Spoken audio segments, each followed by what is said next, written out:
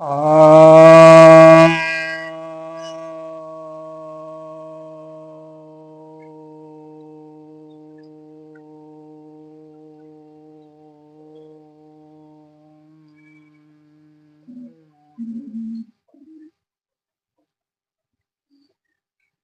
सभी भक्तजनों को सप्रेम नमः। तो आज आपकी जिज्ञासा का समाधान लेकर आया हूं। तो जो जिज्ञासा है वो यह है कि बौद्ध मत में वर्ण व्यवस्था नहीं है, ऐसा नवबौद्ध बताते हैं। क्या यह सही है?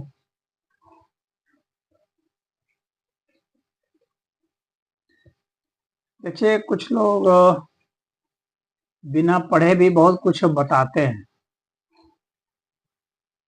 बिना शास्त्र का अध्ययन किए ही कुछ बता देते हैं।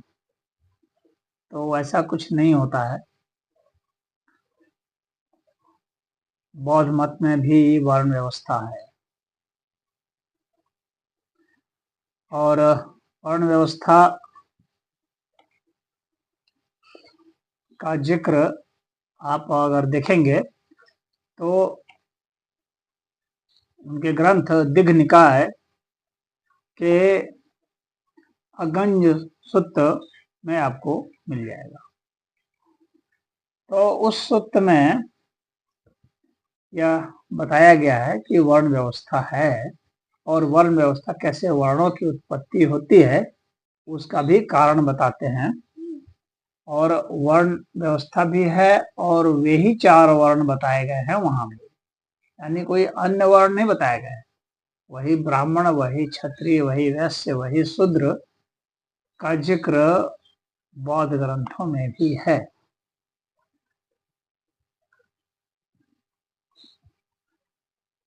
अंतर क्या है? तो अंतर इतना है कि जहां सनातन धर्म में, यानी वैदिक धर्मों में यह बताया गया है कि वर्ण व्यवस्था गुण स्वभाव कर्म से है।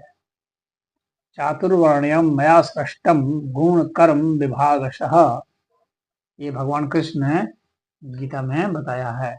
चारों वर्ण जो है मेरे द्वारा रचे गए हैं, गुण कर्म और स्वभाव के हिसाब से रचे गए हैं। ये जहाँ भगवान कृष्ण ने गीता में बात बताई है, तो यहाँ पर क्या किया गया है बौद्ध मत में कि कर्म को सिर्फ माना गया है, यानी कर्म के हिसाब से बताया गया है कि यह जो है वर्ण बने हैं। अंतर जो है इतना ही है और कुछ नहीं है। अगर भगवत गीता के 18वें अध्याय में देखते हैं तो वहाँ स्पष्टता भगवान कहे हैं, 4 वर्णों का नाम भी लिए हैं। तो 4 वर्ण कौन कौन से हैं? तो 4 वर्णों का नाम भी लिए हैं भगवान ने 18वें अध्याय में। ब्राह्मण क्षत्रिय विषाम शूद्राणाम च परंतप कर्माणि प्रविभक्तानि स्वभाव प्रभवेर गुणे, यानी ब्राह्मण क्षत्रिय वैश्य और शूद्र ये जो हैं ये रचे गए हैं इनके कर्म के विभाजन से और स्वभाव से और गुण से। ये वहां वर्णों का भी नाम दिया गया है, ब्राह्मण क्षत्रिय वैश्य शूद्र। तो यह तो वैदिक धर्म में है, सनातन धर्म में बताया गया है। अब यहाँ पर यह बताया गया है बौद्धों में कि किस तरह से उत्पन्न हुआ। तो यहाँ यह बताया गया है कि पहले जो है इसमें भगवान बुद्ध जो है वशिष्ठ को उपदेश देते हुए कहते हैं। तो वशिष्ठ नाम का व्यक्ति था जिसको कि आप सामान्य भाषा में वशिष्ठ भी बोलते हैं, लेकिन वहां पर वशिष्ठ बोल रहे हैं प्राकृत भाषा में। तो उनको कह रहे हैं कि किस तरह से रचा गया है। तो वो कहते हैं कि पहले जो है ये जो जितने प्राणी थे तो उनमें जो ऐसे थे जो सुंदर थे, जो देखने में सबसे, एक बात और ध्यान रखने की योग्य है कि जहाँ वैदिक धर्म में ब्राह्मण को सबसे ऊंचा बताया गया है, वहाँ सबसे ऊंचा क्षत्रिय को बताया गया है। इसमें माने पहले बने हैं क्षत्रिय, ऊंचा का मतलब पहले बने हैं, क्षत्रिय पहले बने हैं, ये यहाँ बताया गया है बौद्ध मत में। तो कहते हैं कि जो सुंदर थे, जो देखने में अच्छे थे, हाँ, और जो शक्तिशाली भी थे, उनके पास जा करके सभी सत्तों ने कहा, वशिष्ठ को भगवान बुद्ध जाके बता रहे हैं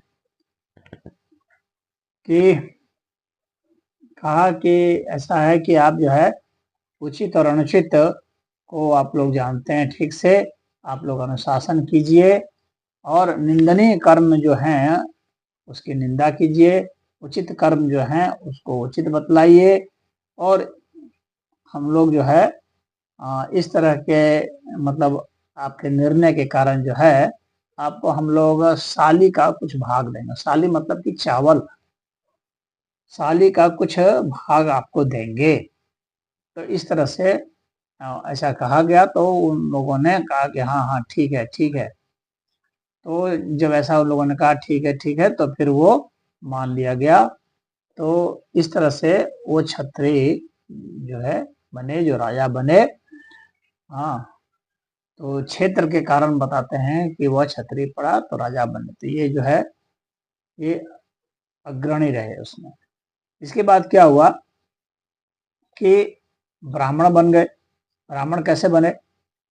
तो यह हुआ कि प्राणियों में जो पाप कर्म जो है प्रवृत्त हुआ, तो कुछ ब्राह्मण, कुछ लोग जो है, कुछ सत लोग चले गए और जा करके जंगल में कुटिया बना के रहने लगे और ध्यान वगैरह वहां पर करने लगे।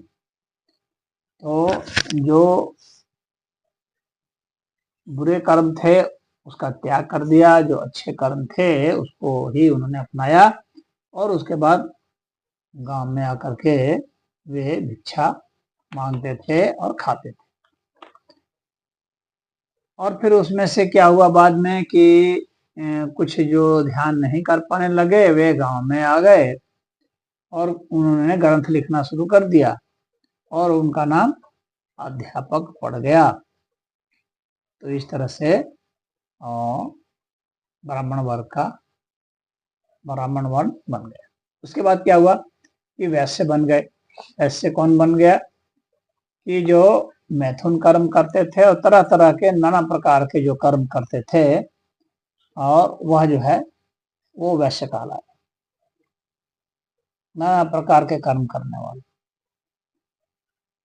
मैं राहुल सांकृत्यायन जी के द्वारा, राहुल सांकृत्यायन, पंडित राहुल सांकृत्यायन जो हैं वे बौद्ध मत को स्थापित करने में उनकी बहुत बड़ी भूमिका है। यहाँ पर भारत में, नए भारत में, तो उन्होंने ही अपने उसमें दिव्य निकाय में अनुवाद करके बताया है कि किस तरह से ये बने। तो वैश्य के बारे में कहते हैं कि थोड़ा मैं पढ़ देता हूँ ताकि आप लोगों को थोड़ा स्पष्टता पता चले कि क्या लिखा हुआ है। कहते हैं वशिष्ठ उन्हीं प्राणियों में कितने मैथुन कर्म करके नाना कर्मों में लग गए। मैथुन कर्म करके नाना कामों में लग जाने के कारण वैश्य नाम पड़ा। स्पष्टता है, देखिए जैसे मैंने कहा। और उसके बाद कहते हैं कि ये